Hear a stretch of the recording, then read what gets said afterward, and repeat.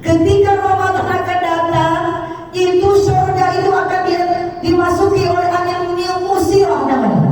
Angin musirah ini datang setahun sekali ke dalam surga, masuk ke pintu surga, kemudian jendela-jendela surga pada bergoyang, pintu-pintu surga pada bergoyang gembira bersolawat. Kemudian pohonan-pohonan yang ada di dalam surga semuanya berzikir kepada Allah, melantunkan nyanyian-nyanyian bersolawat kepada Nabi besar kita Muhammad SAW. Dan para bidadari pada senang, pada gembira, dikasih pakaian surga, ditambah ya Allah 70 pakaian surga, ditambah lagi dengan 70 perhiasan yang terdiri yakut wal marjan, dari yakut dan marjan. Kemudian dikasih 70 bodyguard, 70 pendamping bidadara-bidadara. Mereka bergembira karena datangnya bulan suci Ramadan dan surga berhias.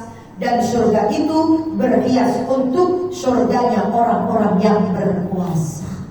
Tuh. Jadi orang-orang yang berpuasa ini Bu, itu udah dipersiapkan surganya. Dan ketika Ramadan itu datang, surga buat kita itu sudah disiapkan, dibagusin, dinyanyikan, disolawatin oleh para penghuni-penghuni surga. Alhamdulillah.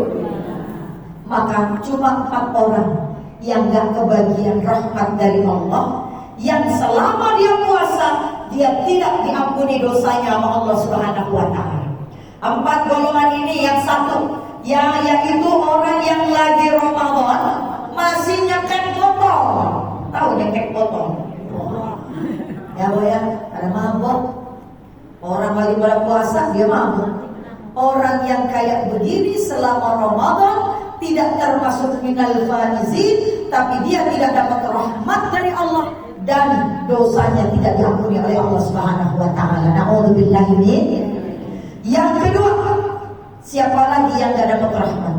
Yaitu orang yang durhaka kepada orang tuanya. Na'udzubillahi min. Siapa orang yang durhaka? Tuh, anak yang kalau ngomong sama emaknya kasar banget, anak yang kalau ngomong sama emaknya nyakitin banget, anak yang gak pernah nengokin orang tuanya, anak laki-laki yang selalu mengutamakan istrinya ketimbang ibunya. Hati-hati Bu, kasih tahu anak-anak kita yang laki-laki. Ibu kenal cerita Alqamah? Bu pernah dengar cerita Alqamah? Alqamah itu bukan orang yang durhaka sama Allah. Alqamah itu orang yang soleh Bu. Alqamah itu ahli ibadah Bu. Bahkan di zaman Rasulullah, Alqamah termasuk sahabat Rasulullah yang diacungkan jempolnya karena ibadah dan taatnya kepada Allah dan taatnya kepada ibunya.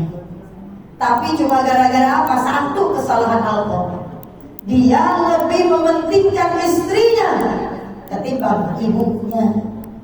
Makanya suami kita itu surganya ada di ibunya Bu, sepanjang hayat. Jadi kalau besok laki kita dikit-dikit bentar-bentar mau nengokin ibunya, kita gak boleh marah. Besok-besok laki kita bentar-bentar pengen nengokin ibunya, beliin anu, beliin itu, beliin ini, kita gak kecewa.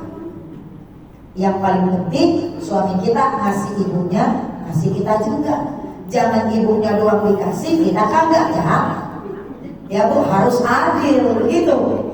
Tapi kemudian tiba-tiba ketika ibunya datang ke rumah Alqamah, ibunya dicuekin, dia lagi disuapin sama bininya, dia nyuapin bininya.